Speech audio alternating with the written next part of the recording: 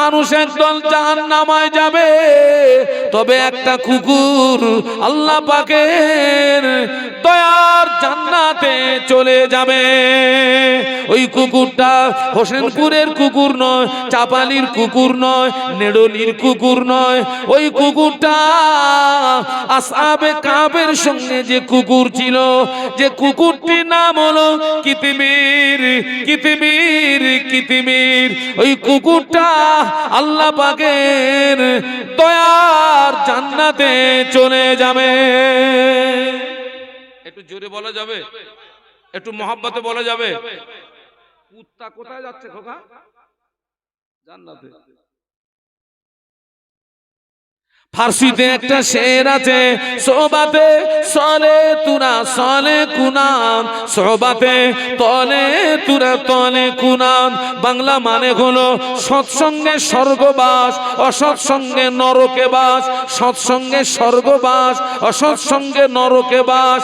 ওই কুকুরটা নিকৃষ্ট প্রাণী হওয়া সত্ত্বেও সারা জীবন আল্লাহর মাহবুব বান্দাদের সঙ্গে জীবন যাপন করার কারণে, আল্লাহর ওলিয়ে কামেলদের বান্দার সঙ্গে জীবন যাপন করার কারণে আল্লাহর ওলিরা জান্নাতে চলে যাবে। ওই কুকুরটা আল্লাহর ওলিদের সঙ্গী হয়ে যাবে। একটু মহব্বতে বলেন। তার একটা বাস্তব নমুনা আপনাদেরকে দেখাচ্ছে, একদম বাড়ির পাশে আপনাদের। আপনারা বসিরহাটের আল্লামা হুজুরের মাজার জিয়ারত করতে গেছেন তো? শাহ আলী হুজুরের মাজার জিয়ারত করেছেন? হুজুরের মাজারের পাশে কার কবর? বাঘের কবর। বাঘ জায়গা পেল আল্লাহর ওলির পাশে। সুবহানাল্লাহ বলুন। আর আমাদের মধ্যে আপনারা দেখেন না কত মানুষ মরতেছে পাট জাকের নিচে। কোথায়? পাট জাকের নিচে মাল পুরো মরে ফেপে কোলাবে। আর বাঘের আল্লাহর ওলির মাজারের পাশে তার মাজার হয়ে গেল। সুবহানাল্লাহ বলুন। আমি যতটুকু জানি শালি রহমাতুল্লাহ আলাইহি যেখানে যেতেন বাঘের পিঠে সওয়ার হতেন। হুজুরের ইন্তেকালের পরে হুজুরের মহব্বতের মানুষরা সব কাঁদতেছে, বাঘও কাঁদতেছে। আল্লাহর ওলির মায়ায় বাঘও কাঁদতেছে। লাশ দাফন করে সবাই চলে এসছে, বাঘ হুজুরের কবর ছাড়ে না। খাওয়া বন্ধ, পান করা বন্ধ। মাজারের পাশে বসে বসে কাঁদতে কাঁদতে কাঁদতে কাঁদতে বাঘটার মৌত হয়ে গেল। ওই বাঘটাকে পৃথিবীর অন্য কোনো খানা খন্দকে তাকে ফেলে দেওয়া হলো না, আল্লাহর ওলির পাশেই আল্লাহ তার জায়গা করে দিলেন। একটু মহব্বতে বলুন। এ তো বাড়ির পাশে, তো টাটকা। তো আমরা কি জীবন তৈরি করলাম ভাই? আমরা কি জীবন তৈরি করলাম? হ্যাঁ, আল্লাহ রাসূল কাঁদছেন। কোথায় কাঁদছেন? কোথায় কোথায়? বদরে। জিবরাইল সালাম এসে ওহীর বাণীটা শোনালেন।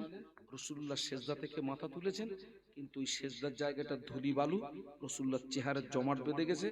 কিন্তু রাসূলুল্লাহ সিজদা থেকে মাথা তুলেছেন ঠিকই, কিন্তু মেজাজটা ছিল খুব জালালি মেজাজ। জালালি মেজাজের বাংলা মানে কি বলুন তো? খুব রাগান্বিত, খুব রাগান্বিত। বদরের ময়দানে আল্লাহ সাহায্য করছে দেখুন, সাহায্য করছে দেখুন, সাহায্য করছে দেখুন। আল্লাহ নবী বদরের ময়দানের এক মুষ্ঠ ধুলো বালু নিলেন, একটা দোয়া পড়লেন, 1000 কাফেরের দিকে নিক্ষেপ করলেন। হাদিস শরীফ এসছে রাসূলুল্লাহর হাতের এক মুষ্ঠ বালু আল্লাহ 1000 কাফেরের চোখের ভিতরে আর কানের ভিতরে আল্লাহ পৌঁছে দিয়েছিলেন। একটু জোরে বলেন না, আরো জোরে বলেন। এটা হচ্ছে বদরের ময়দানে নাম্বার 1 সাহায্য। কার পক্ষ থেকে? সবাই মিলে বলুন, কার পক্ষ থেকে? আমি যদি এখন এখান থেকে এক মুষ্ঠ বালু মারি, কত দূর যাবে মাল? হয়তো দেখা যাবে হুজুর অন্ধ পড়ে গেছে। আমার মায়েরা, ওই বদরের ময়দানে দুই নাম্বার সাহায্য আল্লাহ পাক দিনকে বাঁচানোর জন্য, ইসলামকে বাঁচানোর জন্য আল্লাহ পাক বিশ্বনবীর দোয়া কবুল করে ওই বদরের ময়দানে আমার আল্লাহ 5000 ফেরেশতা নাজিল করেছিলেন। একটু জোরে বল না বাবা, কহাজার। যে পাহাড়টায় ফেরেশতারা নেমেছিল, স্বাভাবিকভাবে আপনার পাহাড়গুলো কিসের হয়? পাথরের হয়। কিন্তু ওই পাথরটা কিন্তু, ওই পাহাড়টা কিন্তু পাথরের পাহাড় না, টোটাল বালুর পাহাড়। পাহাড়টাকে বলা হয় জাবালে মালাইকা। কি বলা হয়? পুরো বালুর পাহাড়। কহাজার দিলেন? 5000। কি বাঁচানোর জন্য? বিশ্বাস করুন, আজও যদি বদরের মুসলমানদের মতো আমাদের ঈমান থাকে, আল্লাহর নামের কসম করে বলছি, আজও আল্লাহ মুসলমানদের বিপদে মুসিবতে আসমান থেকে হাজার হাজার ফেরেশতা দিয়ে আল্লাহ মুসলমানদেরকে সাহায্য করবে। কিন্তু সেই ঈমান আমাদের। আল্লাহ নবী 1500 বছর আগে বলে গেলেন, ইসবির রাজুলু মুমিনান ওয়া ইমসি কাফিরা ওয়া ইমসি মুমিনান ওয়া ইসবিউ কাফিরা। আল্লাহ নবী বললেন, আমার সাহাবীরা, আখিরি জামানা আমার একদল উম্মতি সকালবেলা ঈমান আনবে, সন্ধ্যাবেলা কাফের হবে, সন্ধ্যাবেলা ঈমান আনবে, সকালবেলা কাফের হবে। আল্লাহ নবী বলেছিলেন, ও আমার সাহাবীরা, আখিরি জামানা হাতের তালুতে আগুন লাগা যত না কষ্ট হবে, আমি আল্লাহ নবী বলছি তার চেয়ে আরো বেশি কষ্ট হবে ঈমান নিয়ে বেঁচে থাকা।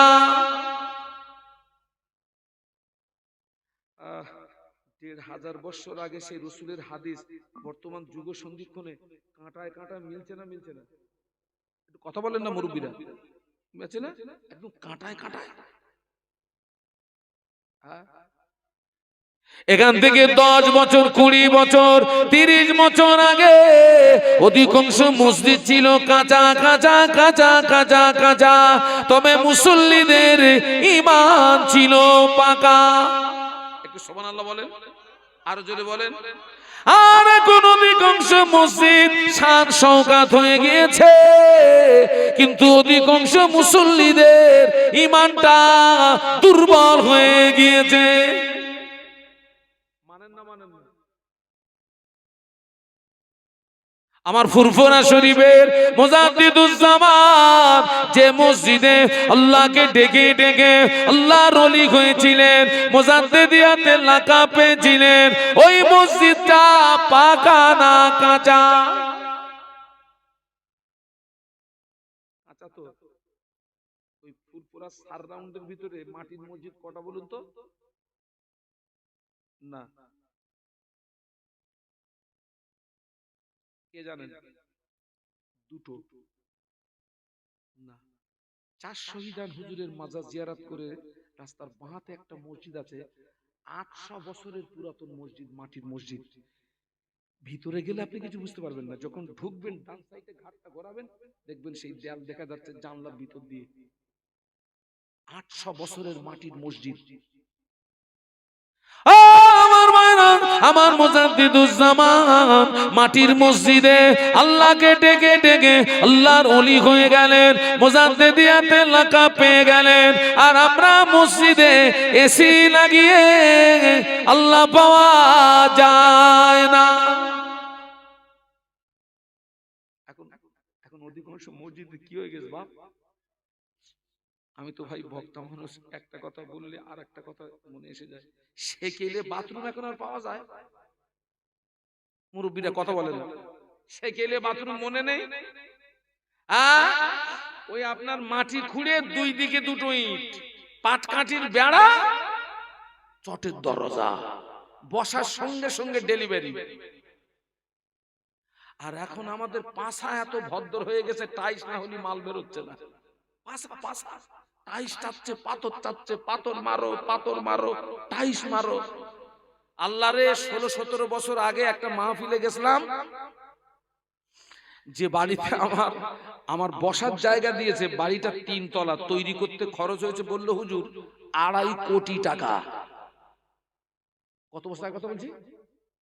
16-17 বছর আগে। আমি 27 বছর আমি বক্তৃতা জগতে আছি, 27 বছর। বাড়িওয়ালার একটা ছেলে, তো ওই 3 তলা বাড়ির মাঝখানে ছোট্ট একটা পার্ক আছে, ওই পার্কে ছোট্ট একটা পুকুর আছে, আর ওই পুকুরে বাসের টিউতে পাম্প দিয়ে ফেলা আছে, আর ওই 3 তলা থেকে একটা সুড়ঙ্গ নামানো আছে এই পুকুরে। আমি বাড়িওয়ালা জিজ্ঞাসা করলাম, ভাইজান এটা কি? বলছে হুজুর আমার ছেলে আর বৌমা খেলা করবে। তার মানে ছেলে আর বৌমা দুটোই 3 তলার থেকে শর্ট করে নিচে পড়বে।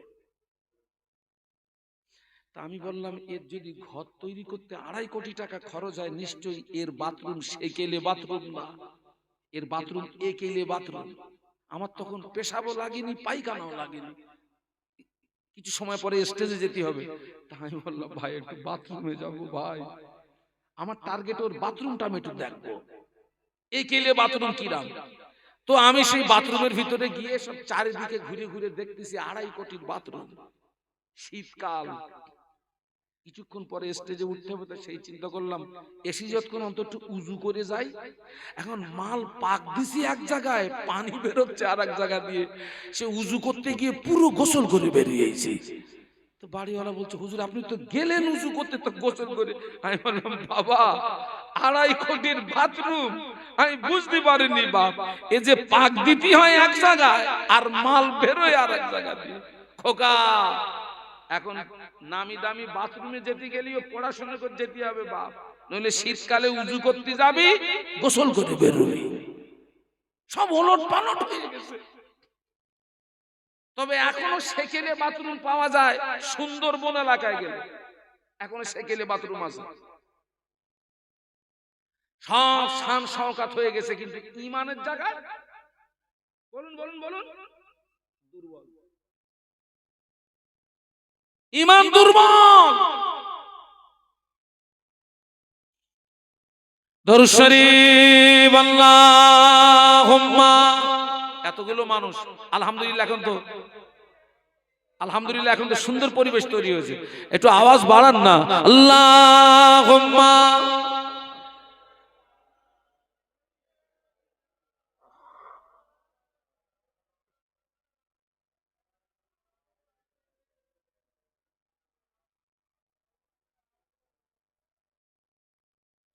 मेरे आंखों की पुतली में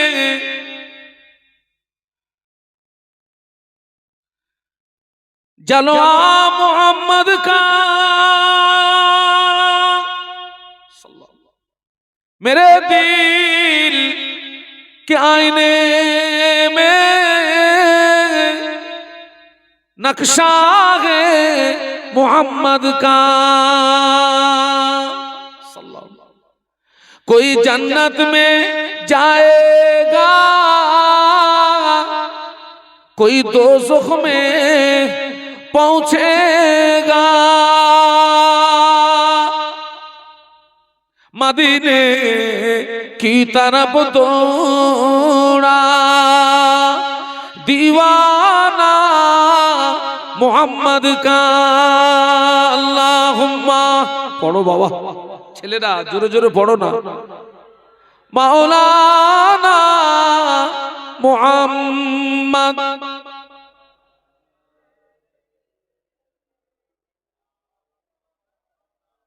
মাশাআল্লাহ, একটু কলেমার জিকির লা ইলাহা ইল্লাল্লাহ। মাশাআল্লাহ মাশাআল্লাহ।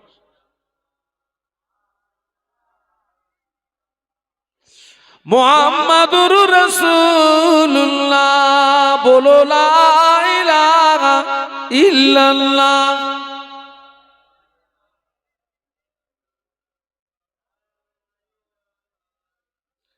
মুহাম্মাদুর রাসূলুল্লাহ, আল্লাহুম্মা সাল্লি আলা।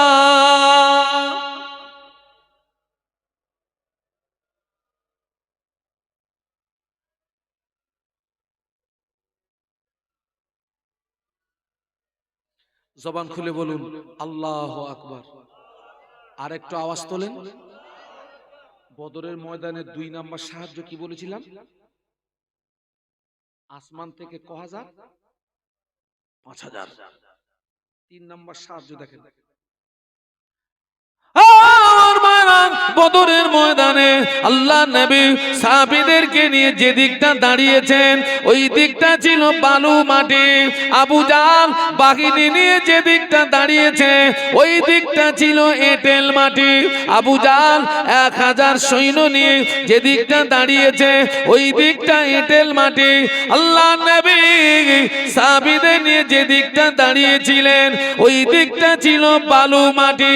এখন আপনারা বলেন যুদ্ধ করতে সুবিধা হবে কাদের?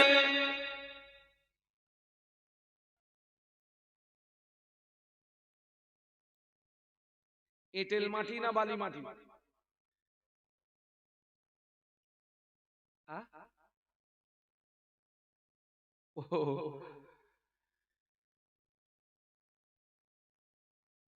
এঁটেল মাটি মনে টাইট, আর বালু মাটি মনে সেখানে সাহাবীদের পা ডেবে যাচ্ছে, সওয়ারীদের পা গুলো ডেবে যাচ্ছে। তাহলে নিশ্চিত বদরের ময়দানে সুবিধা হচ্ছে আবু জাহালের। আল্লাহ নবী আল্লাহ পাক 3 নাম্বার সাহায্য করলেন 17ই রমজান। আল্লাহ পাক আসমান থেকে রহমতের পানি দিয়ে আল্লাহ নবীর পায়ের নিচের মাটি, সাহাবীদের পায়ের নিচের মাটি আল্লাহ পাক মজবুত করে দিয়েছিলেন। বালিতে পানি পড়লে টাইট হয়ে যায়, এঁটেল মাটিতে পানি পড়লে স্লিপি হয়ে যায়। সুবহানাল্লাহ বলবেন, জোরে বলা যাবে। 3 নাম্বার সাহায্যটা বদরের ময়দানে আল্লাহ আসমান থেকে রহমতের পানি দিয়ে নবীর পায়ের নিচের মাটিটা কি করে দিলেন? মজবুত করে দিলেন। আর ওদিকে আবু জাহালের সৈন্যদের পায়ের নিচের মাটি স্লিপ। এবারে বলুন সুবিধা কাদের? বলুন বলুন। আমাদের সুবিধা। কে করে দিয়েছেন? সাহায্য করলেন কে? একটু সুবহানাল্লাহ বলুন। বাবা, এই সাহায্য করার পরেও 5000 ফেরেশতা দিয়ে সাহায্য করার পরেও ওই বদরের ময়দানে 14 জন সাহাবী শহীদ হয়েছিলেন। আমি তাদের মাজারটা চামড়ার চোখে জিয়ারত করেছি। আমার যেন মনে হচ্ছিল শহাদায়ে বদর হুজুরদের কবরের ভিতর থেকে আল্লাহর জান্নাতি খুশবু বার হচ্ছে। একটু বলুন সুবহানাল্লাহ। এবারে ভাবুন আবু জাহাল দিনকে মিটিয়ে দেওয়ার জন্য কতটা শক্তি নিয়ে নেমেছিল, যে আল্লাহ 5000 ফেরেশতা দিয়ে সাহায্য করার পরেও 14 জন সাহাবী শহীদ হয়ে গেলেন। তারপরে দিন পেয়েছি, ইসলাম পেয়েছি, মসজিদ পেয়েছি, মাহফিলে পেয়েছি, মসজিদ পেয়েছি, মাদ্রাসা পেয়েছি, এই মাহফিলে ওয়াজ পেয়েছি। এই সুন্দর পরিবেশটা তবে আমরা পেয়েছি। আল্লাহু আকবার। তবে আমরা সুন্দর পরিবেশ পেয়েছি।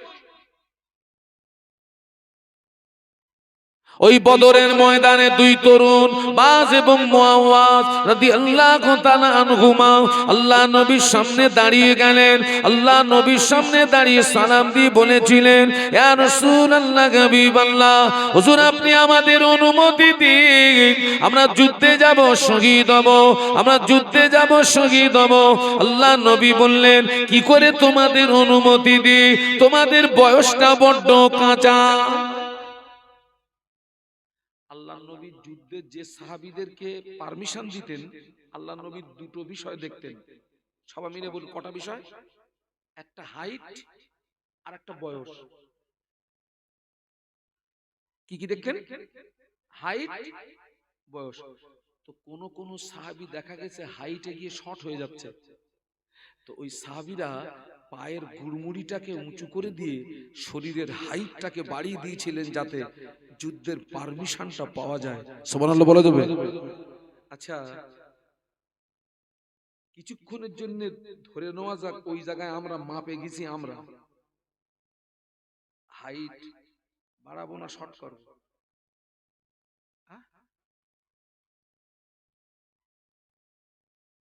আল্লাহ নবী যেন বলে বাড়ি যা, তোর হাসতে হবে না। দুই তরুণ দাঁড়িয়ে গেলেন, হুজুর আপনি আমাদের অনুমতি দিন, আমরা যুদ্ধে যাব, শহীদ হব।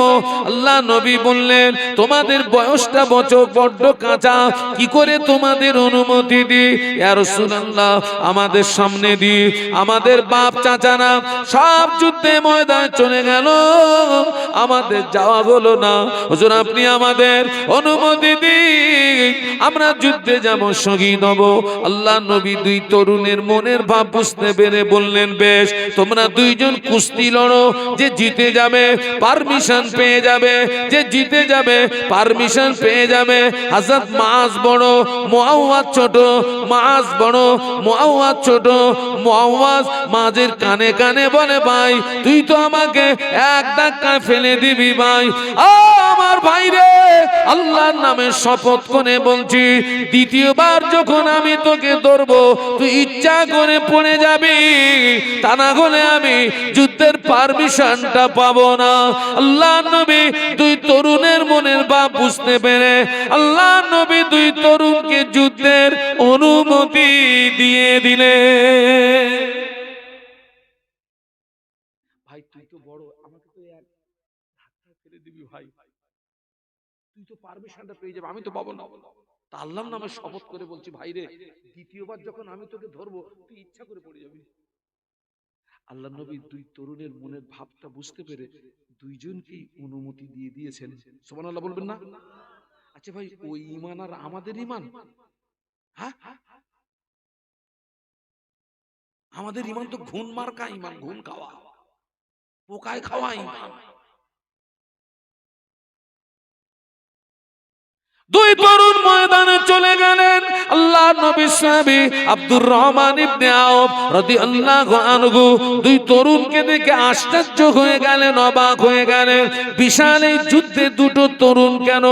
এদের দ্বারাই তো আমাদের ডিস্টার্ব হবে। এই বিশাল যুদ্ধে দুটো ছোট্ট বাচ্চা যদি আসে তো মুসলমানদের অসুবিধা হবে না? হবে না? কিন্তু ওই দুই তরুণ নবী সাহাবীর নিকটে গিয়ে সালাম দিয়ে বলেছিলেন, চাচা যান, চাচা যান, আমরা মদিনার আনসারের ছেলে। চাচা যান, আমরা শুনেছি আবু জাহল নবীকে সবচেয়ে বেশি কষ্ট দিয়েছে, সবচেয়ে বেশি ব্যথা দিয়েছে। ও চাচা যান, এই যুদ্ধের ময়দানে আবু জাহল কোনটা একটু দেখিয়ে দেন। আমরা বাড়ি থেকে নিয়াত করে এসেছি, হয় আবু জাহলকে মারবো, তা না হলে আমরা মরবো, হয় শয়তান মারবো, তা না হলে আমরা মরবো, যুদ্ধের ময়দান ছেড়ে পালাবো না। একটু জোরে বলেন না, আরো জোরে বলেন না। আব্দুর রহমান ইবনে আওফ বলে, দুই তরুণ বলে কি? আমি চিন্তা করছি এদের দ্বারা আমাদের কি হবে? ডিস্টার্ব হবে। আর সেই দুই তরুণ খোঁজ নিচ্ছে কার? বড় শয়তানটা, ওই লিডারটা। দলের মধ্যে যদি লিডার ফেলে দেওয়া যায় আর গুলোর অবস্থা কি হবে? ও তো এমনি মালকাসা মারবে, পালা।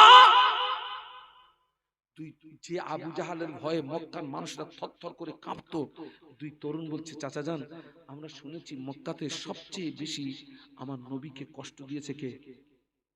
ওই শয়তানটাকে একটু দেখিয়ে দেন তো চাচা, কোনটাই যুদ্ধের ময়দানে কোনটা শয়তান, কোনটা দেখিয়ে দেন তো।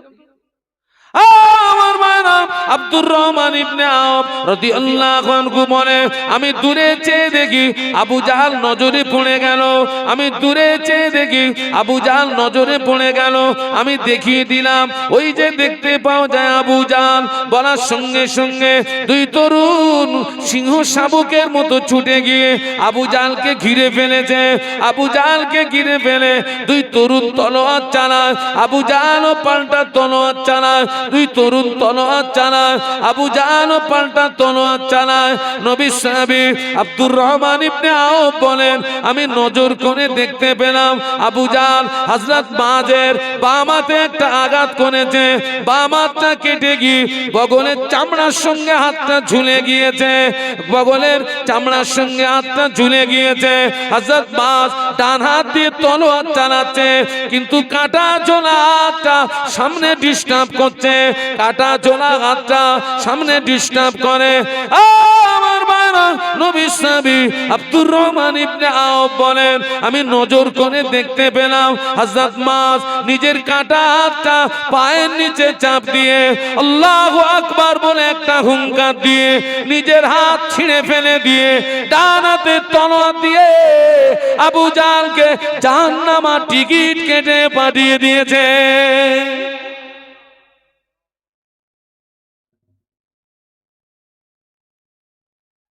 তবে এই মাহফিলে ওয়াজ পেয়েছি, তবে মসজিদ পেয়েছি, তবে মাদ্রাসা পেয়েছি, তবে দিন পেয়েছি, তবে ইসলাম পেয়েছি।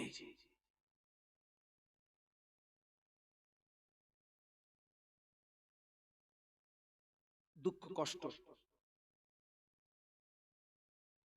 আজকের সেই দিনকে বাঁচানোর জন্য আমার কতটা অবদান আছে, আমার কতটা সহযোগিতা আছে, জান দিয়ে মাল দিয়ে। বরং এক শ্রেণীর নারী পুরুষের দ্বারাতে সেই দিন ইসলামের ক্ষতি সাধন হচ্ছে। বিশ্বাস করুন, এর জন্য কিয়ামতের ময়দানে অবশ্যই আপনাকে আসামির কাঠগড়ায় আপনাকে দাঁড়াতে হবে। আজকে যে জায়গাটা এসেছি মাহফিলে ওয়াজ, এটা হচ্ছে জীবন সংশোধন হওয়ার জায়গা। জীবন কি হওয়ার জায়গা? সংশোধন। এই জায়গাটা হচ্ছে জীবন পরিবর্তন হওয়ার জায়গা, মাহফিলে ওয়াজ। আপনি একটু লক্ষ্য করুন, এই হিন্দুস্তান, আপনার এই বাংলার জমিনে সর্বপ্রথম ইসালে সব কায়েম করেছিলেন কে? বলুন বলুন। মুজাদ্দিদুজ্জামান আবু বকর সিদ্দিক রহমাতুল্লাহ আলাইহি। 21, 22, 23। এই ইসালে সবের আগে টোটাল বাংলার মাটিতে আর কোন ইসালে সব ছিল না। যিনি ছিলেন 52 জেলার পীর। কত জেলার রে বাবা? 52 জেলার। 52 জেলার পীর ছিলেন। ওই ইসালে সবে 52 জেলা থেকে মানুষ আসতো। 3 দিন ব্যাপী ওয়াজ নসিহত হতো, কোরআন খতম হতো, মাসলা মাসাইল আলাপ আলোচনা হতো। ওলামাদের ভিতরে কোনো মসলা নিয়ে মতনৈক্য হলে ওই মাহফিলে সেই মসলার সঠিক মীমাংসা করে জনসাধারণকে জানিয়ে দেওয়া হতো, যাতে করে আলেমদের ভিতরে কোনো মতনৈক্য না থাকে। ওই সালে সব থেকে হাজার হাজার বেনামাজি আলহামদুলিল্লাহ নামাজি হয়ে গেছে, হাজার হাজার বেরোজগার রোজাদার হয়ে গেছে, আল্লাহ ভোলা মানুষ আল্লাহওয়ালা হয়ে গেছে। আবার অনেকে ওই ইসালে সব থেকে ওয়াজ শুনে সেই ওয়াজের উপরে আমল করে আমল করে আমল করে সাধারণ মানুষ থেকে আল্লাহর ওলি হয়ে কবরে চলে গিয়েছে।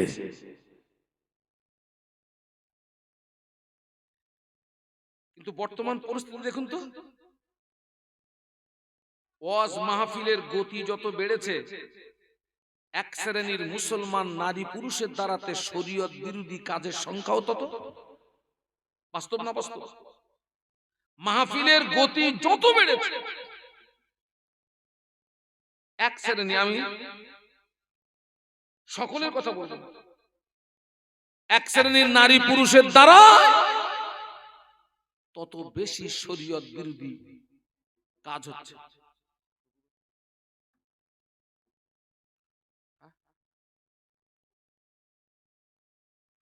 এ বাবা ছেলেরা হুজুর কেবলা এসেছেন?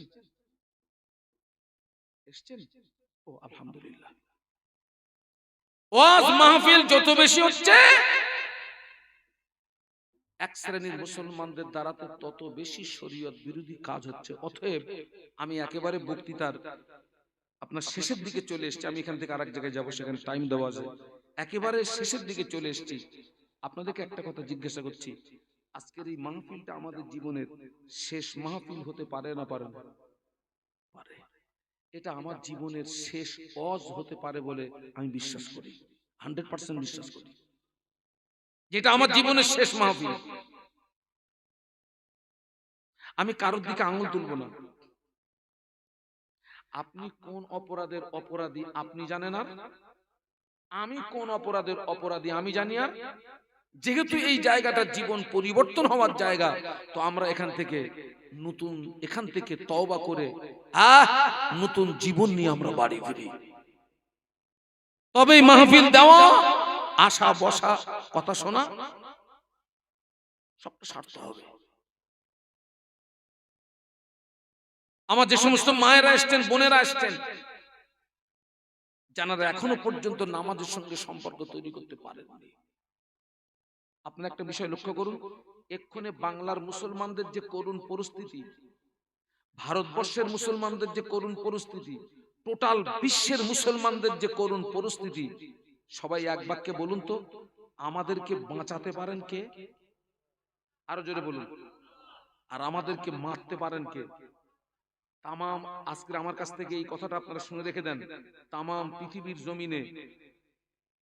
পৃথিবীর জমিনে মুসলমানদের বন্ধু বলে কেউ, সব দুশমন।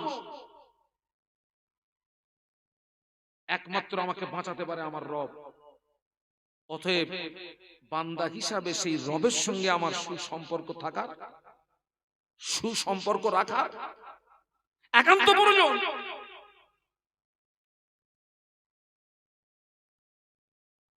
নবী পাকের সাহাবীরা আল্লাহ নবীকে জিজ্ঞাসা করেছিলেন, ইয়া রাসূলুল্লাহ, হাবিবাল্লাহ, বান্দা আল্লাহর নিকটস্থ হয় কখন? সাহাবীরা নবীকে জিজ্ঞাসা করলেন, ইয়া রাসূলুল্লাহ, বান্দা আল্লাহর বলুন নিকটস্থ হয় কখন?